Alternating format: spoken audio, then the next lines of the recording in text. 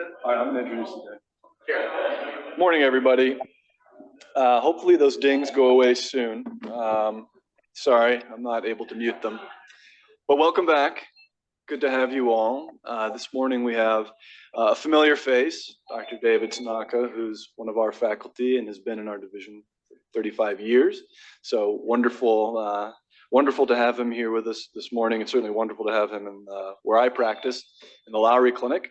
Dr. Tanaka went to college and med school at the University of Washington, and he did his residency here in internal medicine. He was briefly in Chicago for a couple of years, but then came back and has been with our division ever since. So thanks for being here, Dr. Tanaka. He's speaking about a topic of great interest, and a topic that we as internists manage frequently, which is stable angina, the most common kind of angina. And so, Dr. Tanaka, take it away. Thanks, Brandon. So before we get started, I'd just like to show a video of a CT coronary angiogram. The CTA gives us the opportunity to examine the coronary arteries, and the clarity of the pictures that we get is truly extraordinary. What we see now is the heart beating. On the left-hand side here, we see the right coronary artery, and this is the left anterior descending coronary artery, followed by the circumflex vessel. These are the three major coronary arteries of the heart. If this patient had coronary artery disease, we might see blockages. It would look like a pipe that has a pinched section of it. We can then get a cross-sectional view of whatever narrowing there is and the kind of plaque that's responsible. This is a view of the aortic valve now, the blood leaving the left heart, going through the aortic valve, being pumped out to the aorta and to the rest of the body. We see the three leaflets of the aortic valve opening. This particular case had normal coronary arteries and normal valvular structures. The contraction of the heart was a little bit weak. The left ventricle again is coming into view. This is the left atrium, separated by the mitral valve. We see the chamber contracting here, a bit weakly. The blood is then entering the left ventricle, being pumped out through the aorta. And again, we see the right coronary and the left anterior descending and circumflex coronary arteries. The heart, of course, is covered by the rib cage.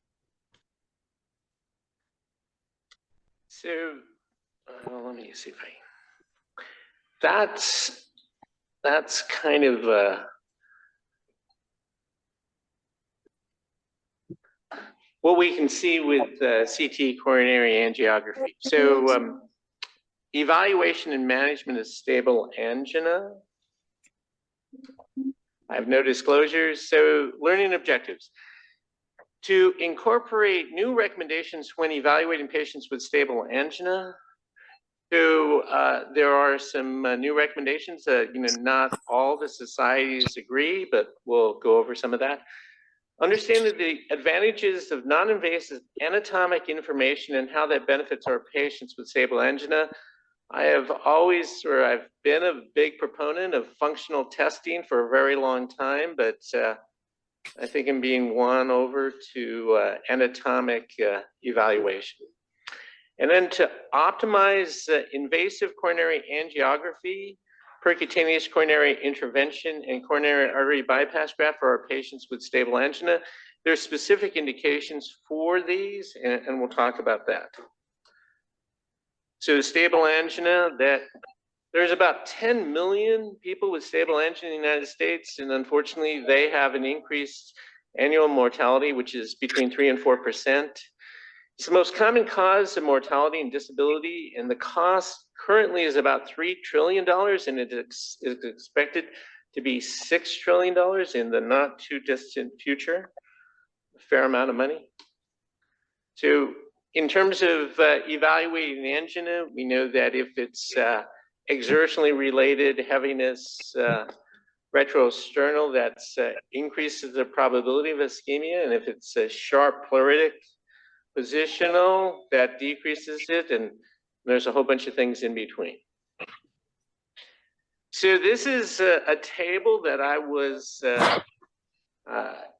Todd, sorry, it's not that clear, but if you look over on the typical angina, I mean, the part that was striking to me is if you had typical angina, you were a man, you had an overwhelming chance of having coronary artery disease in the sort of 80 to 90%. And in women also, if you had typical angina, 80, 90%, I mean, those are really high numbers. And think, well, what's the advantage of diagnostic strategy when you could get that sort of information just from history? And then if you go over to the atypical angina, those numbers are still quite high, you know, in the sort of 40 to 60% range and for men, and even in the 50% range for women. So that's kind of the background of where, you know, what I was taught, and actually what I taught the residents for a very long time. And this is the recommendation from the American Heart Association, American College of Cardiology, in terms of the evaluation. In the majority of patients with suspected stable ischemic heart disease, non-invasive stress testing for diagnosis and risk stratification is the appropriate initial study. And this has been the recommendation since 2012. This was updated in 2014 in this. And they've actually just come out with a new recommendation in 2021, 2023, although it still uses stress testing as an equal initial step. So this is how they break it down. If you're low, they recommend oh yeah. Could everyone mute their mics at home? Thanks. So if you have a low risk of coronary disease, they recommend exercise ECG. Intermediate, 10 to 90, exercise ECG. If you're above 90, then we go to exercise imaging or exercise echo or pharmacologic coronary magnetic resonancy. So we really don't really see these kind of risk pretest probability. Let's go into that. Let's just maybe, sorry, we can do this for just the people here. 65-year-old male with cardiac chest pain. This is the new nomenclature for typical angina. Also has 2 risk factors.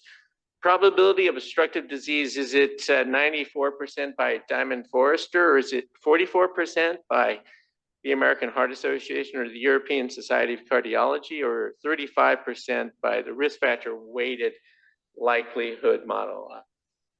Any takers? It's not a, it's actually 40%, so it's sort of in between the AHA and the European Society and the risk factor weighted. And if we switch that to a 65-year-old woman with, again, typical angina, 2 risk factors, and this was 91% by Diamond Forrester, but the updated, the models are 16% and maybe 14% when we use risk factor clinical likelihood. And the answer to this one is actually 16%. So when we look at typical angina, the models are actually pretty close. But if we look at possible cardiac chest pain, which is the new nomenclature for atypical angina, and 1 risk factor. This was 59% by Diamond Forrester, 32% by the AHA, 17% by the Europeans, and 6% by risk factor. This is about 6%.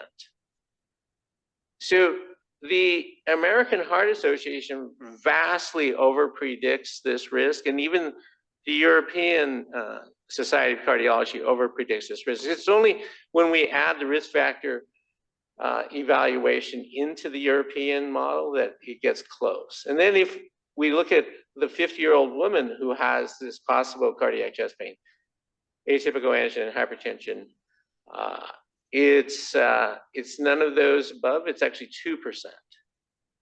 So the and this is basically from a very large study that looked at the pretest probability models and how well they predicted coronary artery disease.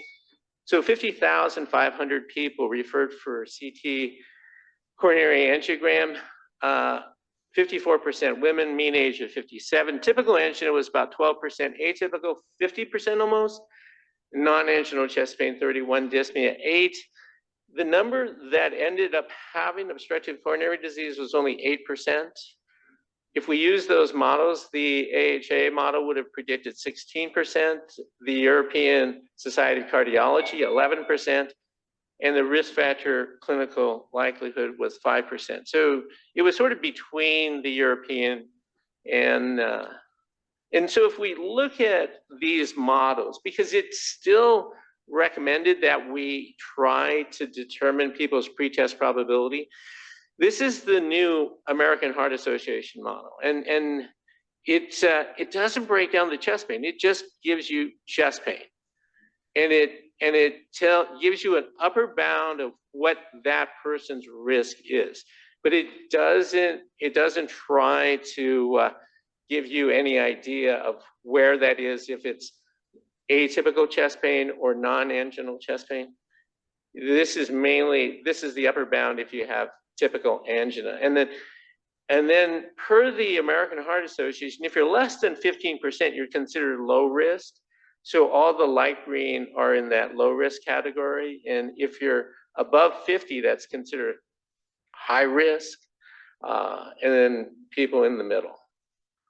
So the European Society guidelines are a little bit different because they break it down into what we're a little bit more used to, the non-anginal, atypical angina, and typical angina. And they feel that low risk is less than 5%. And so there's a few boxes that are light blue, and less than 15% are the green boxes. There's only one box that's above that 50%, and the yellow boxes are intermediate. And then if we add risk factors, then this is what it looks like. There's more blue boxes that low risk. There's a fair number of less than 15%, and the rest are intermediate. There's no category that's above 50% now. And so the conclusions were that the American Heart Association, American College of Cardiology, positive or pretest probability models overestimate the prevalence of obstructive coronary disease substantially if the type of symptoms and the risk factors are not taken into account. And then that's just part of their model. It doesn't include that. It just gives you the upper bound, and then you have to decide where they are yourself. Inclusion of both symptoms and risk factors improves the model's performance and identifies more patients with a very low likelihood of coronary artery disease for whom further testing can be deferred. And it's really those less than 5% that they're saying that we can defer testing. So these models are unfortunately not very good, and they're very different than they used to be. So a couple of things. Typical exertional angina is generally low, less than 10% of series. Among patients undergoing diagnostic evaluation, there's a relatively low prevalence of obstructive coronary artery disease and ischemia. That's also about 10%. In that very large study was 8%. And traditional pretest scores largely overestimate disease probability and contribute to over-testing. And one of the big things that this does is that when people go for invasive coronary angiography, 50 to 60% have normal coronaries. I mean, that's a really big number. And it's actually one of the things that they're looking to try to improve, because they feel that's really putting a lot of people at risk with very little benefit. Yes. What's normal? What is normal? Because I feel like Yeah. I can't get any sort of test for this. Yeah. And so do they mean non-obstructive disease? Yeah, they mean non-obstructive disease, because the coronary angiography is actually really good at detecting obstructive disease, but it doesn't actually, defined as well in non-obstructive disease. I mean, if you used coronary ultrasound, you could then look at for all the non-obstructive disease, but they rarely ever do that because it adds a lot of complexity. Probably adds a ton of radiation too. So if we look at the tests that we can do, stress echo electrocardiography has been sort of the recommended test for most people. I mean, the low risk and the intermediate risk, that was the current recommendations. Actually, I shouldn't say that anymore. That was the previous recommendations. But the sensitivity is really low. It's around 60%, and the specificity in this review is 62%, maybe up to 70%, but 60, 70%, those are pretty terrible numbers for a diagnostic test. And if we add echocardiography or perfusion imaging, that improves it significantly. The sensitivity now is in the 80s, and the specificity is in the 80s to the 70s to 80s also. But if we look at CT coronary angiography, the sensitivity now is really, really good. I mean, it's 95, 97%. Specificity isn't quite as high. There are more false positives, but it is really, really good at ruling out obstructive disease. So what if we use that instead of functional testing? So this is a study that was published in the New England Journal 2015. 10,000 symptomatic patients randomized to initial CT coronary angiography versus functional testing. Median follow-up is 25 months. There were 164 outcomes in 5,000 patients in the CTCA group and 151 in the functional testing group. The hazard ratio was 1.04. It wasn't significant.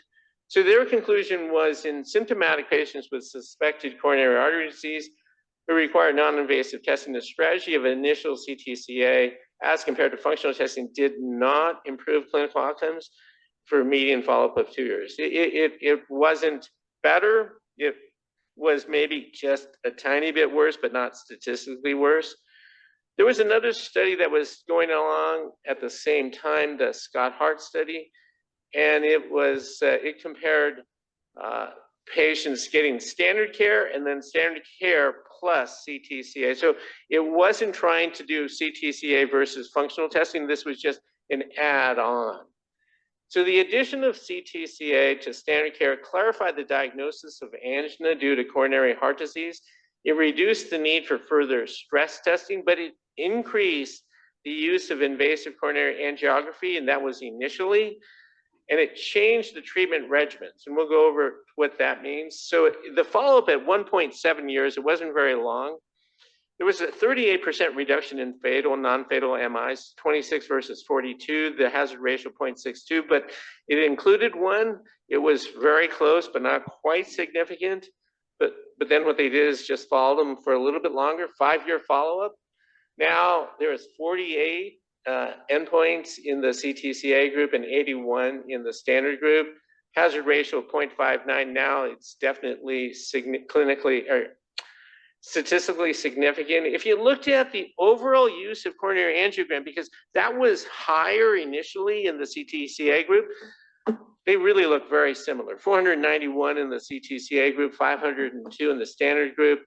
Revascularization was a little bit higher in the CTCA group, 279 versus 269, but those were really very similar. So their conclusions was the use of CTCA in addition to standard care in patients with stable chest pain resulted in a significantly lower rate of death from coronary heart disease or non-fatal myocardial infarction at 5 years versus standard care alone.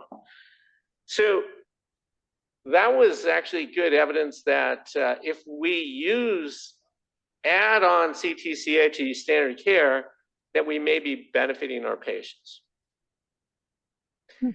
So I think one of the really big benefits of this technology is we get a really good picture of these coronary arteries, and we get a really good understanding of the entire atherosclerotic burden that our patients have. And there's more and more evidence that the entire atherosclerotic burden determines the risk of adverse events. In the PROMISE study, it's a very large study, 67% of CVD deaths and MIs had normal stress testing and CTCAs that had non-obstructive disease. So you do not have to have obstructive disease. You do not have to have an abnormal stress test to have significant outcomes. And I think that it's really that non-obstructive disease that we haven't really been concentrating on, that we probably need to concentrate on, because if we do that, then that may improve our patients' outcome. And that's actually what they felt that Scott Hart study did, is that they saw this benefit, and they felt that the benefit was really because these people had known non-obstructive disease, and they were treated more aggressively because of that. And that is the thought as to why there was this change in outcomes. So this isn't part of the stable angina, but I'd like to just bring up one additional look and maybe some food for thought. Subclinical coronary atherosclerosis, the risk of myocardial infarction in a Danish cohort. This is a prospective observational cohort study. They took 9,500 asymptomatic 40-plus-year-old Danes, and they did CTCA, and they didn't tell the patient, and they didn't tell the physician. This was just blinded, and they followed them. And what they found, and they looked for primary outcomes were myocardial infarction, secondary MI, or death.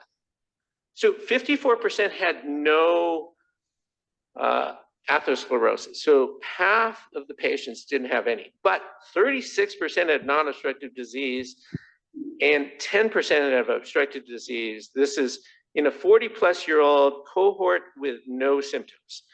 Median follow-up 3.5 years, 193 deaths, 71 MIs. And if you were asymptomatic and you had subclinical obstructive disease, you had an 8-fold increased risk of MI. And if you had extensive atherosclerotic and obstructive disease, you had a 12-fold increased MI. So not to say that we need to do this in asymptomatic people, but that may be on the near horizon. What about in the non-obstructive? Sorry, can you repeat the question? Yeah. Because you mentioned the increased risk for obstructive. What about people who just had asymptomatic? So the question is, what about non-obstructive disease? So let's just kind of look at, whoops, what happened? Oh.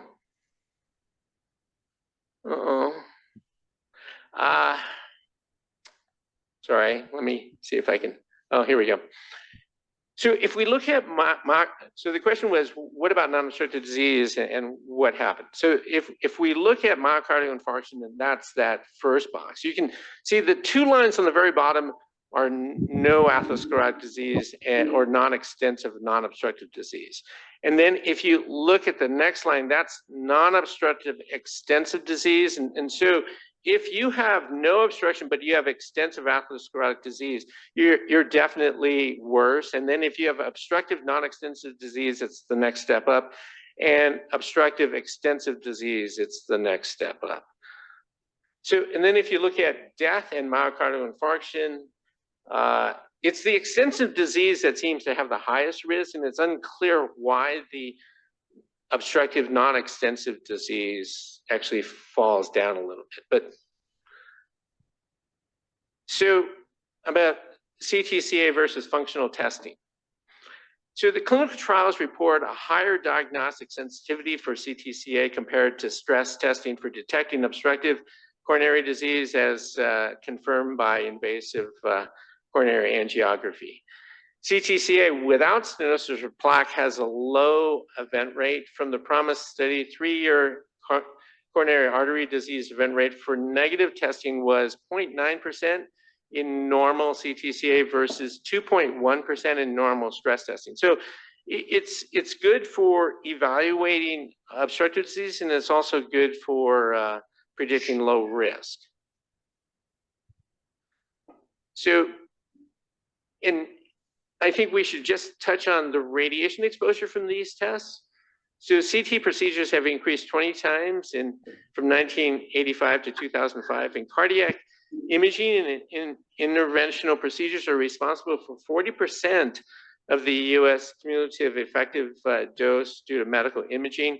In the UK, the average radiation exposure is 2.7 millisieverts per year, and of that, medical imaging is 0.4.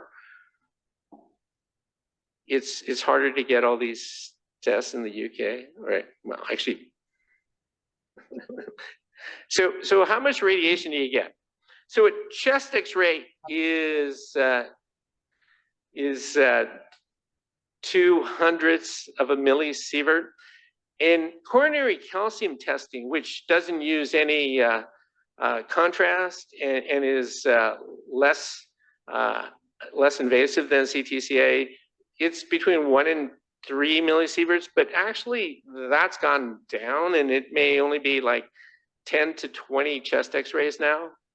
CTCA, the quoted dose is 2 to 5. Most of the time it's somewhere right around 2 to 4.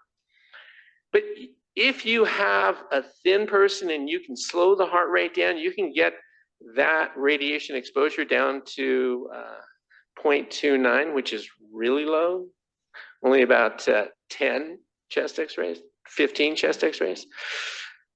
If you have coronary angiography, it's between 2 and 20 millisieverts, so 100 to 1,000 chest X-rays. And if we use thallium instead of sestamibi as our nuclear medicine isotope, it's actually worse than doing coronary angiography. If we use sestamibi, it's still about 5 times that of the CTCA in terms of radiation exposure. So one of the other things that we can do when we do CTCA is we can use this fractional flow reserve. And basically what this is that it was developed using coronary angiography. And so what they're trying to do is see how much more blood that they can get through the coronary artery when they dilate it a little bit. And then that gives them a surrogate marker for significant obstructive disease. You can do this same thing using the CTCA. It's pretty amazing. And it's been shown to improve the diagnostic accuracy and when they compare it to the invasive fractional flow reserve as the gold standard. And then there are several multinational registries that have examined the utility of this, and it seems to actually improve the decision-making in terms of determining what stenoses are clinically significant. And it's recommended that we do this for coronary stenosis between 40 and 90% located in proximal or mid-coronary artery segments. So this is actually, it happens when you order the CTCAs, and they add this. To get the final report, they have to send it someplace to crunch all the numbers, and it takes a bit to get it, but they give you their preliminary information right away. And what we're looking, or what we're worried about is if that fractional flow reserve is less than 0.8, that predicts clinically significant stenosis. So this is the 2021 recommendations from the American Heart Association, American College of Cardiology. And if you look at the intermediate and high risk, that's kind of right in the middle. CTCA and stress imaging are both green, so that you can do either. And then if you find obstructive disease, then they recommend fractional flow testing for the 40 and 90% stenoses, or you can then go on to stress testing to see whether or not that obstruction is significant. And if it is significant, then you could consider going to invasive coronary angiography. If it's not significant, then they would recommend optimal medical therapy. If you go to stress testing and you find mild ischemia, they recommend optimal medical testing. So all my slides got rearranged, sorry.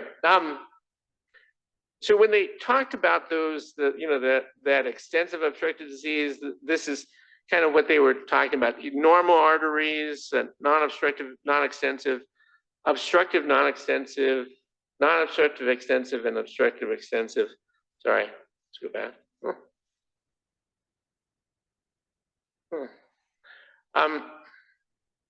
Sorry, I'm just going to go back right here. Okay, so this is the recommendations from the UK. So this is from 2016. They don't try to figure out what the pretest probability, that was their 2010 guideline. The 2016 guideline basically took everybody with angina and everybody with atypical angina, and they routed everybody to CTCA. And then if that was inconclusive, then you could do stress testing. But the reason that the UK recommended this is they felt it was a much more efficient model in terms of testing, and they also felt it saved them money. Sorry. Okay. Related to how does coronary calcification fit into that? Yeah. So the question was, how does coronary calcification fit into that Danish study? So CTCA is definitely different than coronary calcium. Coronary calcium is looking for calcium that's in the area of the coronary arteries. It doesn't really detect the degree of obstructive and non-obstructive disease. It's a very early marker for atherosclerosis, but it's a very imperfect marker for that. And then the CT coronary angiogram actually detects the obstructive disease, and it also detects the non-obstructive plaque. So, I think we'll probably not be doing much coronary calcium anymore because it gives us some information, but it's really a very imperfect information. And the amount of information that you get from CTCA is much better. The extensive label in the study, how did you move from non-extensive? So the extensive just looked at if you had 2 or more arteries that had atherosclerosis. So if you only had one vessel that had atherosclerosis, you were non-extensive. If you had 2 or more, then they call that extensive. There's one more question about that. How does the ACCA define intermediate risk? Yeah, so intermediate risk in that algorithm is between 15 and 50%. So if your pretest probability is between 15 and 50%, then that's intermediate risk. And if you're low risk, and that's less than 15, then you could possibly defer testing. In the European Society, they like less than 5%. And so there's a little bit of controversy. What do you do with the people 5 to 15? So this is a different proposal. This is not from the American Heart Association, but this is a review that was published in JACC. So it's the the preeminent journal for the cardiologists, and this was published in 2020. And they basically say that if you have stable angina, that you should initiate medical therapy, and that if you're going to do a diagnostic test, these authors recommend CTCA. They're not recommending stress echocardiography or stress perfusion imaging. And if you have no atherosclerosis, then you ask them to quit smoking, exercise, eat well. If you have limited non-obstructive disease, they recommend additional moderate medical therapy. If you have extensive disease, then they intensify the medical therapy. And then if you fail goal-directed anginal treatment, then they recommend interventions. And then if you have left main or 3 vessel disease, those people are recommended for revascularization. So I'd like to just talk about a recently published study that actually looks at a strategy to try to improve our evaluation and utilization of these studies. So this is the PRECISE randomized clinical trial. And it's basically to test a modified initial cardiac CT angiography strategy designed to improve clinical efficiency. And this is called a precision strategy versus usual testing. So in the precision strategy, they determined your pretest probability using, I think it was the European Society guidelines. And then if you were between 5 and 15, then they use this PROMIS minimal risk score to quantitatively select minimal risk participants for deferred testing. So if you had both of those and you went through this PROMIS minimal risk score and you were below their cutoff, then they allowed those people not to be tested. If you were above that, then in the precision strategy, you got CTCA, and in the usual testing, it was site-selected stress testing or catheterization. The outcome measures were clinical efficiency. So they were basically looking at coronary angiograms with obstructive coronary artery disease. The object was to decrease the normal coronary angiograms. And then safety, death, or non-fatal MI that were combined in a composite endpoint. There were 2,100 participants, mean age 58, 50% male. 422, 20% were classified as minimal risk. They were trying to hit 20%. They did a pretty good job. The outcomes.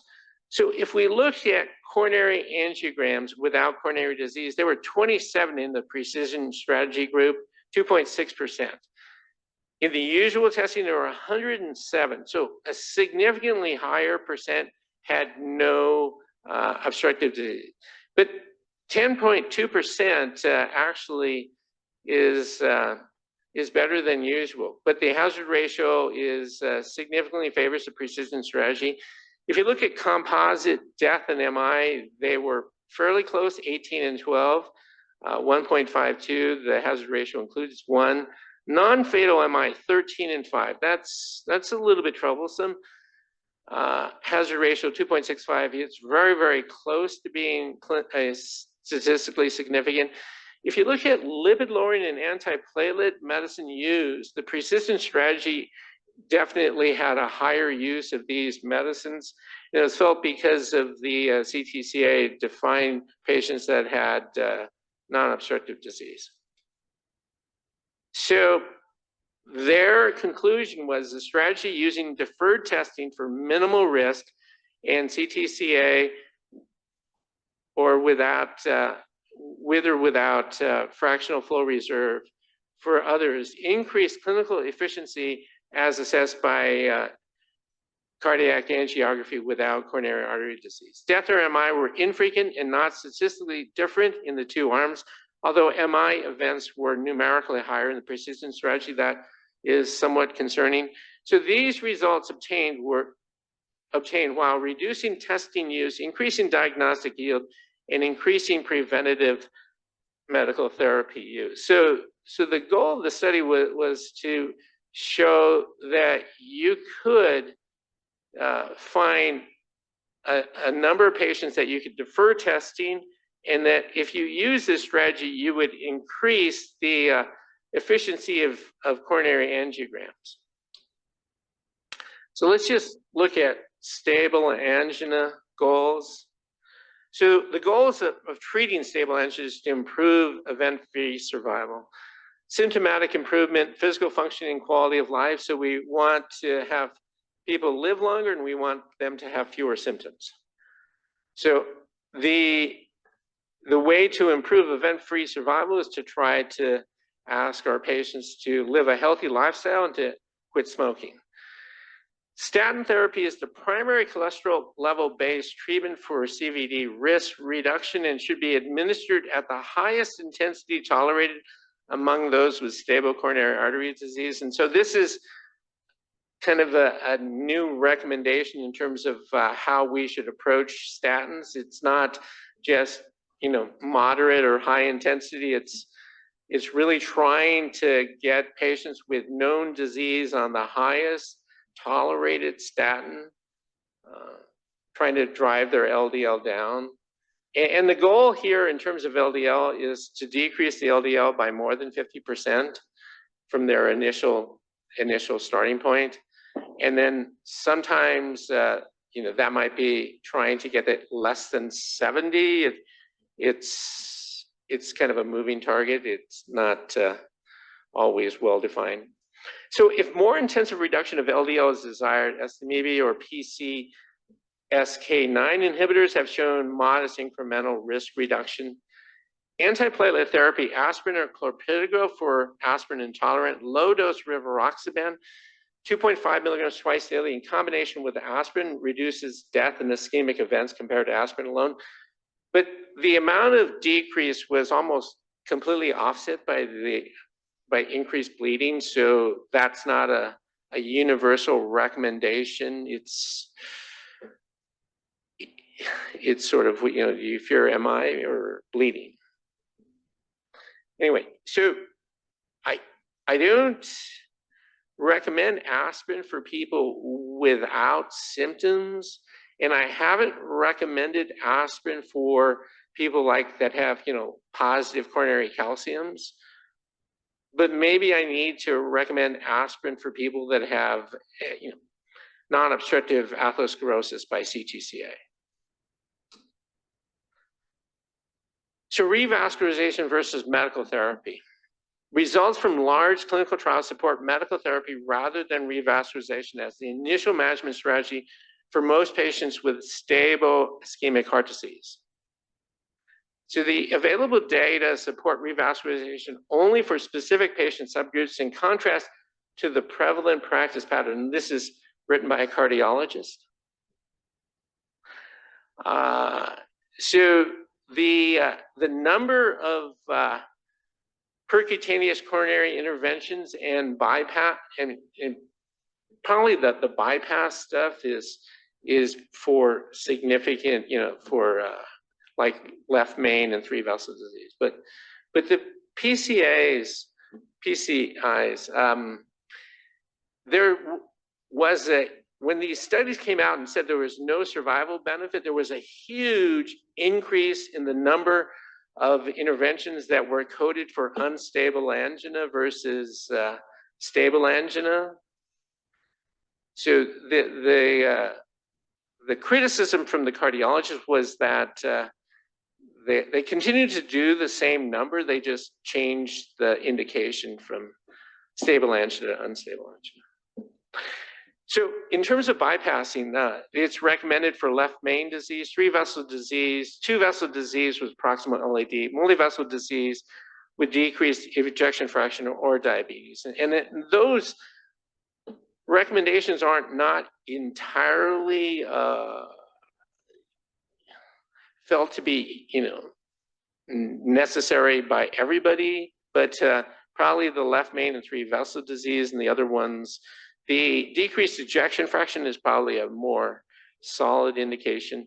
And what they found is that also the PCI, there's no mortality or MI benefit. When you look at the best studies, there just doesn't seem to be a significant benefit in terms of MI or mortality. So it's really recommended when optimal medical therapy fails to control angina. So in terms of controlling angina, first line, beta blockers and calcium channel blockers. Second line therapy, long-acting nitrates and ranolazine. Failure of optimal medical therapy to control angina and PCI has been shown to benefit patients even compared to placebo control. That's good. So 3 things to do starting tomorrow. Utilize the updated predictive models. The old models are significantly over-predict prevalence of obstructive disease. Even the new models aren't that great. For low-risk patients, further diagnostic testing is not necessary, and we'll have to decide where you want to draw that line. You know, the American Heart Association looks at the less than 15. The Europeans like the less than 5. What to do with the 5 to 15?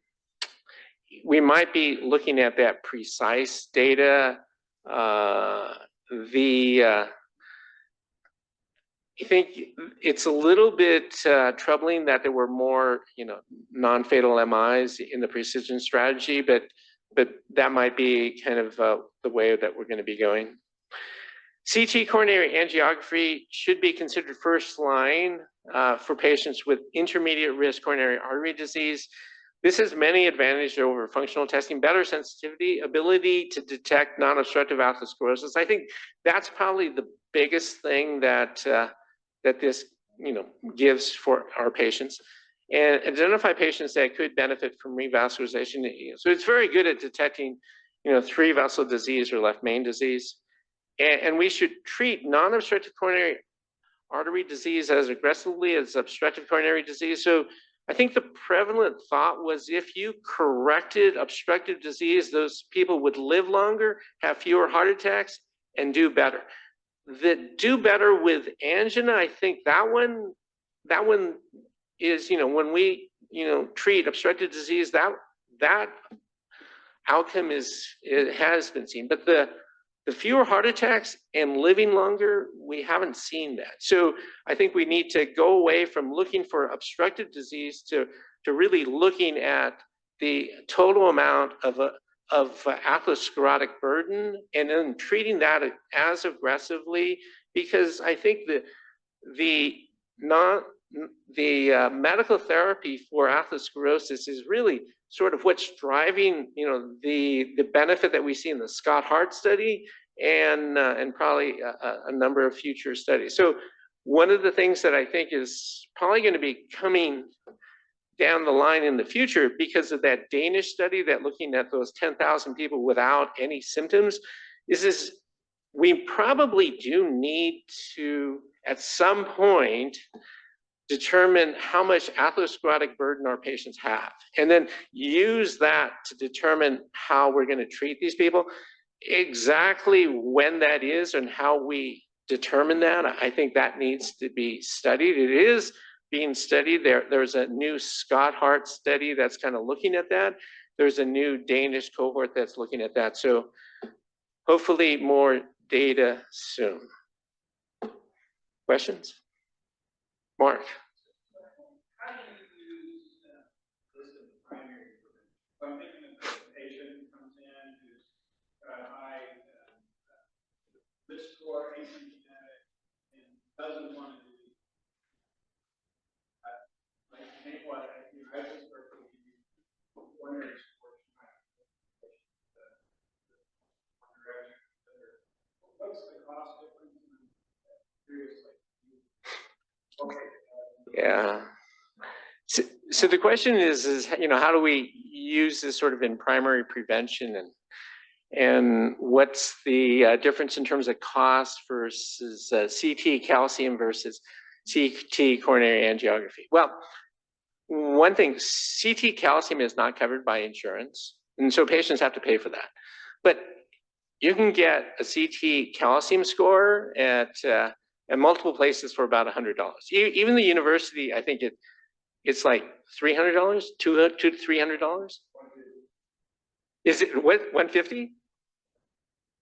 Yeah, it's $100 at South Denver Cardiology. So those are very inexpensive. I mean, it used to be several $1,000s, many thousands, when they were just marketing to rich people. I think that gives us some information, but it's sort of, I've really never been really that impressed with the CT calcium score. The CT coronary angiograms are not covered for asymptomatic people, but they are recommended for people with chest pain. And we have a lot of people that have atypical angina. And if you have an older person with atypical angina, they're definitely going to be in that intermediate risk. And I really think that since this is a really, really sensitive study, it's not going to miss significant atherosclerosis. I've been trying to, reassure these people that, their risk of obstructive disease is really low, and, doing studies, might lead to a bunch of false positives and a bunch of other things.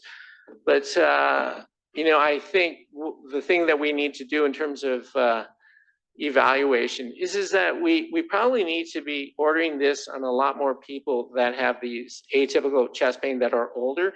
What do we do with the young people? It's not that much radiation, but I think, overutilizing this technology in people that have fairly low risk isn't probably the right thing. In terms of the primary prevention, I think we're going to show that in the near future that when you're a certain age or you have certain other risk factors, that you'll benefit from knowing what your atherosclerotic burden is. But that's got to be proven. It's still out there. Yes. Things are really important. Really strange difference between that probability and some of those different models. And for certain elements, trying to understand why. Is that something that we know? There's some things that come to mind. We need data set used 50 years ago, 20 years ago, when we compared to now, maybe we got better at primary prevention, and people are less likely to develop DAD, something else. Is that known? So the question is why this huge shift in pretest probability from 1979 to now? And I don't think the answers are in. But one of the really big things then is that we had, at that time, we had no statins, and the treatment of hypertension, it was improving, but it was not nearly as good as it is now. And then 50% of the US population smoked.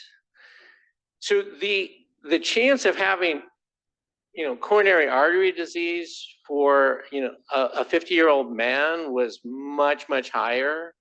And then if you happen to live beyond that and you were 70 and you were having typical angina, your risk was probably significantly higher then too. So I think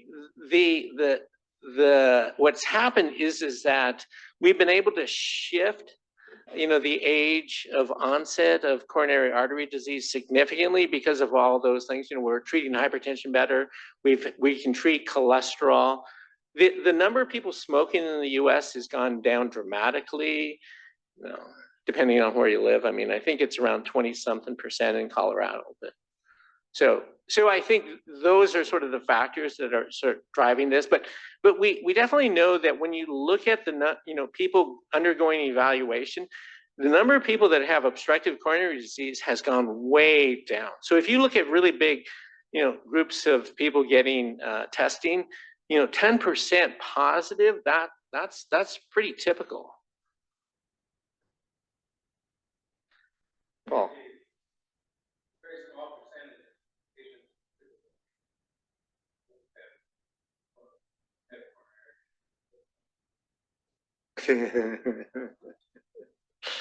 So the question is if the number of patients with typical angina that have coronary disease is very small, what's causing their chest pain? That's a great question, Paul. I don't know, because, I always used to say that, well, if you get chest pain when you exercise and you stop and the chest pain goes away and you exercise again and you get chest pain, and that's a reproducible thing, that means that you have coronary artery disease. And if you really have that, I don't have a really good explanation, because I told my patients, I think overwhelmingly you've got coronary disease, and we need to figure out how significant that is. That's a great question, and I don't have a good answer. Yeah.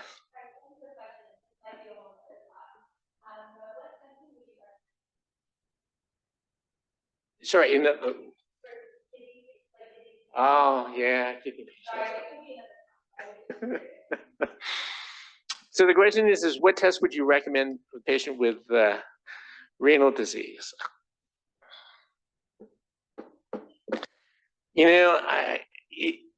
That might be where you have to think about doing like a stress echo, or a stress nuclear perfusion scan, because you need to have renal function in order to excrete the contrast load. And I don't think that people would want, if you have really severe disease, I don't think people would want to dialyze people, to do a CTCA. Brandon. So I've had one or two coronary CT angiograms get canceled because the patient had too much coronary calcium burden. So I wonder if there's a way in advance to know who's going to have too much coronary calcification to even bother with it. And totally, I've heard, well, if they're over 80, don't bother because there's going to be too much calcification. It doesn't seem like that's rule necessarily, so I wonder if yeah. So, and that's one of the reasons why the American Heart Association looks to use perfusion imaging in older patients, because if you're over 65, then they kind of try to shunt people more toward stress imaging versus CTCA. And they recommend that for younger people. But the newer data with our improved CT scanners, the 128, 256 detector scanners, and improved algorithms in terms of putting this data together, coronary calcium does not seem to be as significant a problem with the new technology. So that might actually go away, because there are a number of studies that look at how often they aren't able to adequately visualize the coronaries, even with these people that have calcium scores over 1,000, over 400, things like that, and it's really a very low percentage, and so that caveat in terms of we can't do this because the patient's 70, 79, and that might go away. Yes.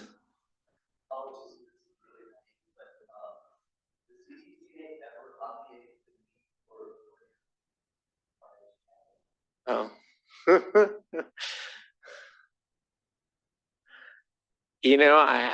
I'm not sure. If you saw that the person had triple vessel disease or left main disease, would they do bypass grafting without? Probably not. I think they would really want to make sure, because there unfortunately are some false positives in terms of the degree of stenoses. Still, if someone is really very close and they have abnormal, fractional flow reserve in 3 vessels, I'm not sure that there's going to be that much more information by doing the invasive, angiogram.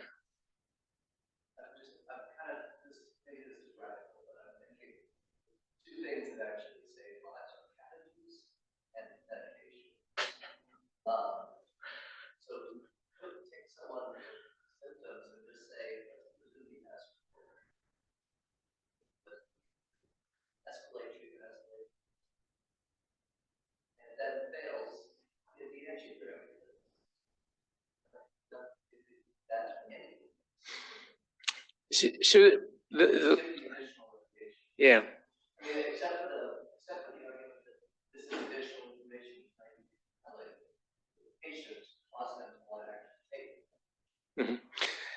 So the question is should we just escalate the medical therapy and then maybe if that's failing, go to the angiography? So that is really the recommendation, that we treat this very aggressively.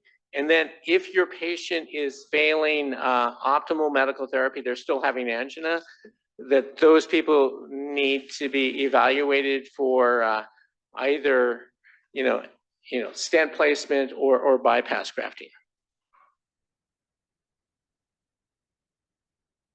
Any other questions? I have another question on the way. So we get lots of CT scans, right? CT looking at the lung.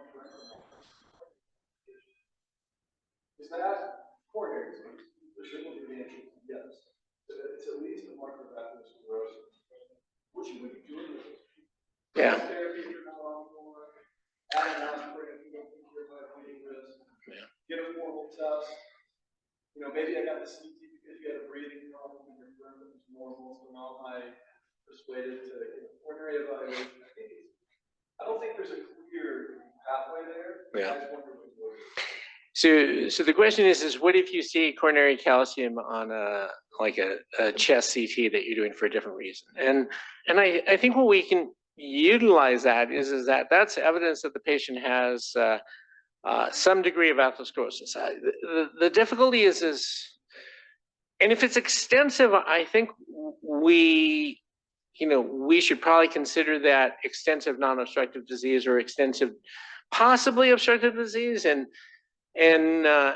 treat those more aggressively. That strategy hasn't been tested, so we don't know for sure. But I think I have sort of been ignoring it when they see it in like one vessel. But if they see it in 2 or 3 vessels now, I think I'll probably treat that as significant extensive atherosclerosis.